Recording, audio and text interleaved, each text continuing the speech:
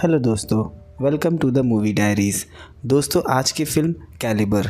दोस्तों, इस फिल्म का अंत आपके मन में काफ़ी सवाल खड़े कर देगा।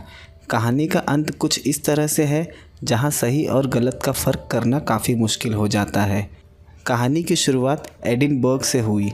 हम एक शख्स को देखते हैं, जैक, जो अपने दोस्त मार्कस के साथ स्कॉटिश हाईलैंड हंटिंग पर जा रहा है। एक छोटा सा वीकेंड ट्रिप पर जाने से पहले जैक ने अपनी वाइफ से वादा किया कि वो अपना ख्याल रखेगा क्योंकि उसकी पत्नी प्रेग्नेंट है। मार्कस उसके बोर्डिंग स्कूल का दोस्त है और एक बिजनेसमैन भी। दोनों वहाँ से अपने सफ़र पर निकल गए। मार्कस ने अभी तक शादी नहीं की, इसलिए वो जैक के मज़े ले रहा था। जैक ने आज से पहले कभी हंटिंग नहीं की, पर मार्कस अक्सर जाया करता है।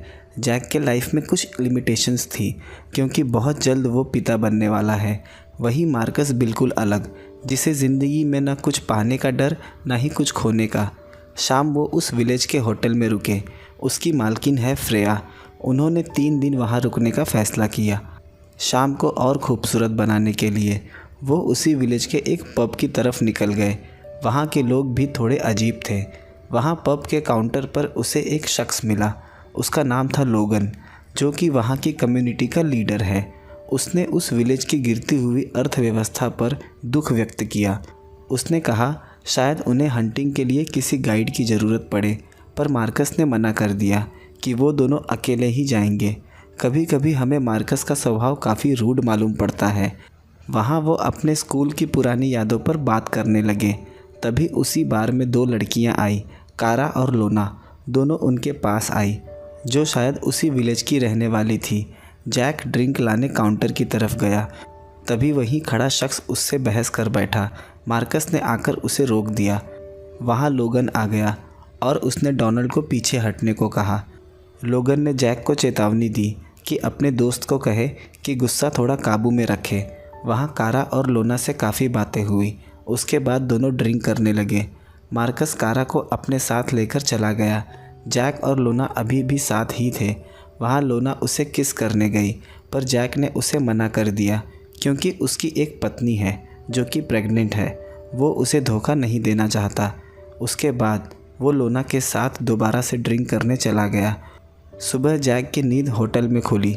मार्कस ने उसे आवाज़ दी हंटिंग पर चलने के लिए। वहाँ से दोनों अपनी गाड़ी लेकर हंटिंग के लिए निकल गए। सुबह मार्कस काफ़ी फ्रेश लग रहा था, पर जैक को अभी भी हैंगओवर का असर था। उसे पता चल गया कि मार्कस ने ड्रग्स लिया है। वो स्कूल से ही इसका आदी है। जैक ने उसे कई बार ड्रग्स लेने से रोका, पर वो आज भी ड्रग्स लिया करता है। मार्कस ने इसकी सफाई दी कि हम छुट्टियों पर हैं, यहाँ वो आज़ाद है सब कुछ करने के लिए। पर साथ ही जैक डर भी रहा था कि मार्कस कोई मुसीबत न खड़ी कर दे। वो उस जगह पहुँच गए जहाँ हंटिंग करनी थी, पर जैक को याद आया कि वो अपनी गन तो होटल में ही भूल गया। मार्कस ने उसे अपनी दूसरी गन दे दी।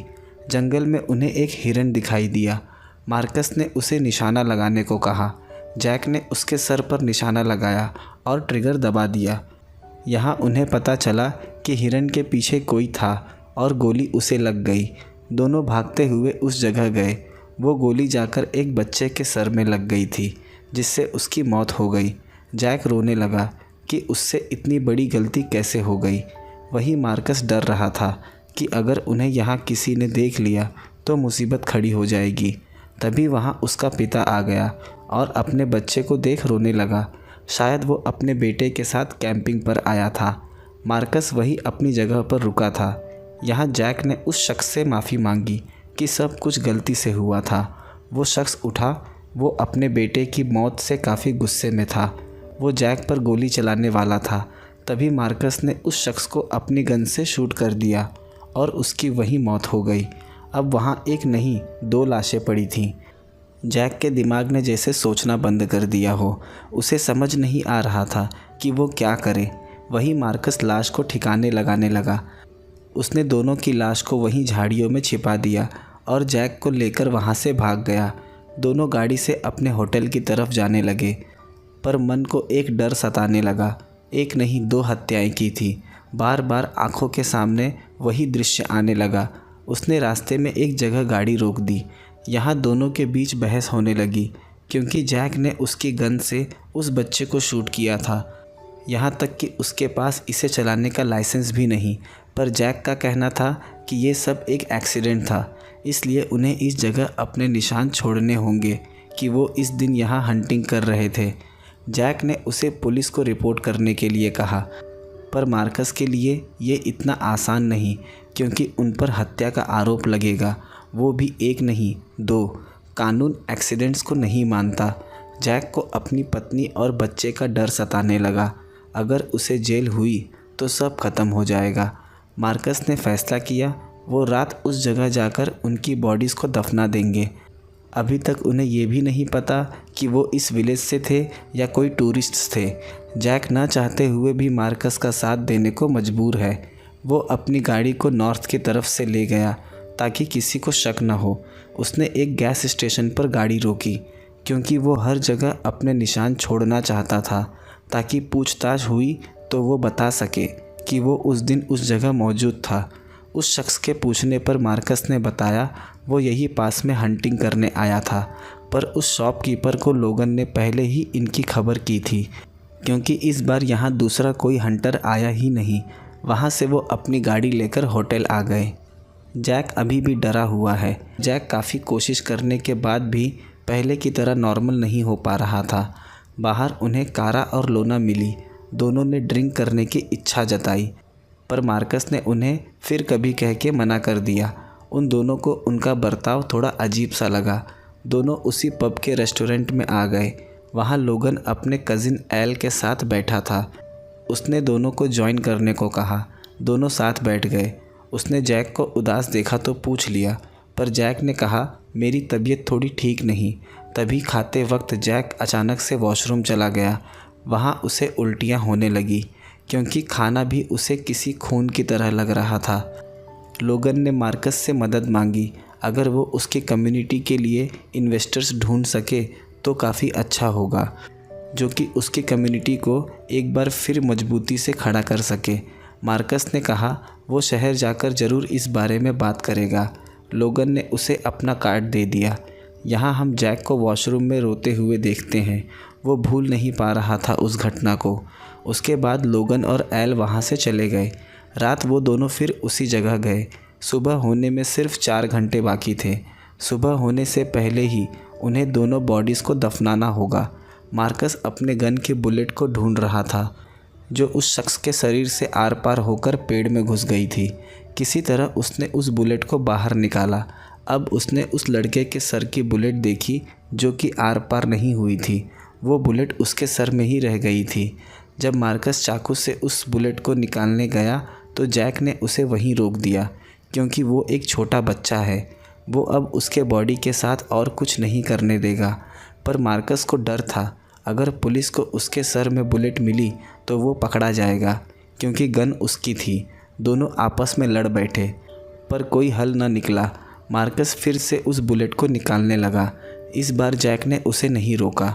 आखिरकार उसने उसके सर से उस बुलेट को निकाल लिया। सब कुछ करने में उन्हें काफ़ी वक्त लग गया। सुबह का सूरज निकलने को था। दोनों होटल की तरफ निकल गए।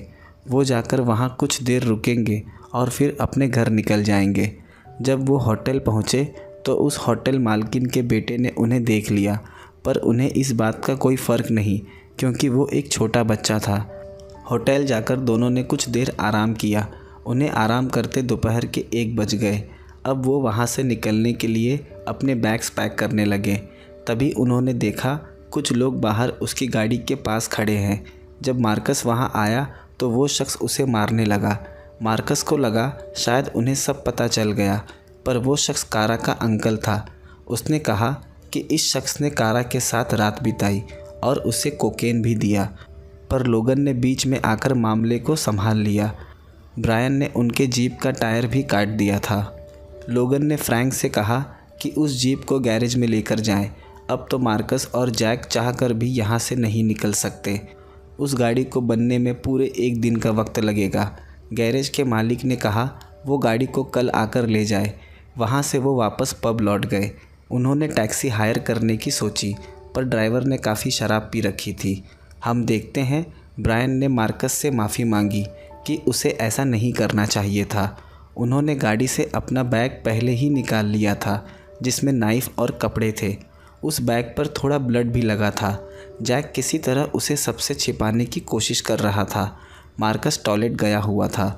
यहाँ लोना और एल जैक से बात करने लगे कि कल रात से लोगन का भतीजा और उसकी बहन का पति मिसिंग है। जब मार्कस वहाँ आया तो लोना ने उसे बताया कि लोगन का भतीजा मिसिंग है। इस पर मार्कस ने कहा, क्या वो वापस नहीं आए? यहाँ एल ने उसे बीच में ही टोक दिया कि लोना ने तुम्हें सिर्फ भतीजे के बारे में बताया, तो मार्कस को कैसे पता कि उसके साथ कोई था? यहाँ बात फंसती हुई नज़र आई, पर मार्कस ने बात को संभाल लिया, ये कहकर कि कोई बच्चा अकेले कैंपिंग पर क्यों जाएगा। पर फिर सवाल खड़ा हो गया कि उसे कैसे पता कि लोगन का भतीजा एक 11 साल का बच्चा है। मार्कस अपनी ही बातों में फंसता नज़र आ रहा था, पर उसने फिर बात को घुमा दिया कि इसका जिक्र उनसे शायद लोगन ने किया था। दोनों उस बार से काफ़ी डरे हुए निकले। जैक ने बैग उसे पकड़ा दिया क्योंकि वो काफ़ी डर गए थे जब से उन्हें पता चला कि वो दोनों लोगन के रिलेटिव्स थे। अब दोनों बस दूसरी सुबह का इंतज़ार करने लगे, किसी तरह गाड़ी मिल जाए और दोनों यहाँ से निकल जाए। जैक को लगता है उन्हें अपनी गलती कन्फेस कर लेनी चाहिए, पर मार्कस ने कहा किसी को कुछ पता नहीं चलेगा। मार्कस उस पर गुस्सा हो गया कि उसने उसे प्रोटेक्ट करने के लिए हत्या कर दी और वो उसे ही गलत साबित कर रहा है। एक शख्स दोनों को बुलाकर बाहर ले गया क्योंकि उस दिन फेस्टिवल की रात थी। तभी वहाँ लोना आई और उसने बताया कि लोगन तुमसे बात करना चाहता है। लोगन ने बताया उसकी सिस्टर का हस्बैंड और बेटा मिसिंग है। वो सब उन्हीं की सर्च में फॉरेस्ट जा रहे हैं। लोगन ने उन्हें भी साथ आने को कहा। पहले तो दोनों ने एक दूसरे की तरफ देखा, फिर दोनों जाने के लिए राज़ी हो गए। उसने दोनों की जीप भी बनवा कर दे दी। जंगल में उन्होंने एक जगह गाड़ी रोक दी। लोगन ने पूछा, कल रात तुम दोनों कहाँ गए थे? ये बात शायद होटल मालकिन ने बताई होगी क्योंकि उस दिन उसके बेटे ने उन्हें रात आते देखा था। मार्कस थोड़ा डरा, पर उसने बताया कि वो रात नाइट हंटिंग पर गए थे। बिना परमिशन के नाइट हंटिंग इलीगल है। लोगन ने इसे पुलिस में रिपोर्ट करने को कहा। लोगन ने अपने आदमियों से दोनों पर नज़र रखने के लिए कहा, कहीं ये भाग न जाए। यहाँ हम देखते हैं दूसरी गाड़ी से फ्रैंक कुत्ते ले आया था, शायद जिससे उन्हें ढूंढना आसान हो जाएगा। उनकी सर्च शुरू हो गई। कुछ ही देर में उन्हें वो स्पॉट मिल गया जहाँ लाश दफनाई थी। सभी उस जगह की खुदाई करने लगे। लाश देख लोगन रोने लगा। तभी मौके का फ़ायदा देख मार्कस और जैक दोनों भाग गए। सभी गाड़ी से उनका पीछा करने लगे। थोड़ी दूर जाने पर उन्हें पता चला कि उनके फ्यूल टैंक में छेद है जिससे सारा फ्यूल गिर गया। ब्रायन ने फ्यूल टैंक में बुलेट से पहले ही छेद कर दिया था। दोनों गाड़ी से उतरकर जंगल में भागने लगे। लोगन ने उनके पीछे अपने कुत्ते छोड़ दिए। जब कुत्ते ने जैक का पैर पकड़ लिया तो मार्कस ने उस कुत्ते को मार डाला, पर अब जैक घायल हो चुका था इसलिए भाग नहीं सकता। जब वो नज़दीक आने लगे तो मार्कस उसे छोड़कर जंगलों में भाग गया। ब्रायन ने जैक को काफ़ी मारा, पर लोगन ने उसे छुड़ा दिया क्योंकि अभी तक उसे पूरी कहानी नहीं पता, तो वो फैसले पर नहीं आ सकते। जैक को लोगन के फार्म ले जाया गया। वहाँ उसने लोगन को सारी कहानी बताई। जैक ने अपने किए के लिए उससे माफ़ी भी मांगी। ब्रायन ने कहा इसे मार देते हैं, पर लोगन ऐसा नहीं करना चाहता। लोगन का मानना था हम कोई हत्यारे नहीं हैं। तभी वहाँ एक शख्स आया। उन्होंने मार्कस को पकड़ लिया था। हम देखते हैं सुबह हो गई। उन्होंने जैक को गन पकड़ा दी और मार्कस को शूट करने को कहा, वरना ब्रायन दोनों को मार देगा क्योंकि तभी वो यहाँ से ज़िंदा जा सकता है। लोगन को पता था कि उसकी पत्नी है जो कि प्रेग्नेंट है। जैक रोने लगा क्योंकि वो अपने दोस्त की हत्या नहीं कर सकता। अगर उसने ऐसा नहीं किया तो वो दोबारा अपनी पत्नी और अपने आने वाले बच्चे से कभी नहीं मिल पाएगा। उसने अपने दोस्त मार्कस की तरफ देखा, पर मार्कस बिल्कुल शांत था। उसने एक बार भी नहीं कहा कि जैक उसे न मारे क्योंकि वो अपने दोस्त को अच्छी तरह से जानता था। आखिरी बार दोनों ने एक दूसरे को देखा। उसके बाद जैक ने उसे शूट कर दिया और मार्कस की मौत हो गई। वो अपने दोस्त की मौत पर रोने लगा क्योंकि उसने हमेशा जैक का साथ दिया।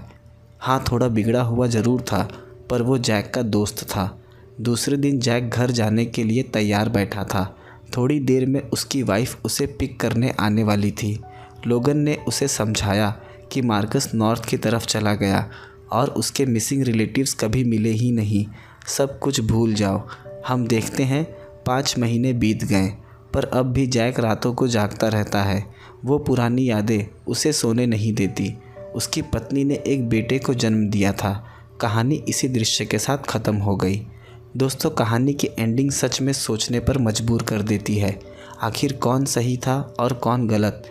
पहली हंटिंग में जैक ने गलती से उस बच्चे की हत्या कर दी और दूसरी बार मार्कस ने जैक को बचाने के लिए उस बच्चे के पिता पर गोली चला दी। अगर उस दिन वो गोली नहीं चलाता तो जैक वहीं मर जाता और आखिरी दृश्य में उसे मार्कस की ही हत्या करनी पड़ी।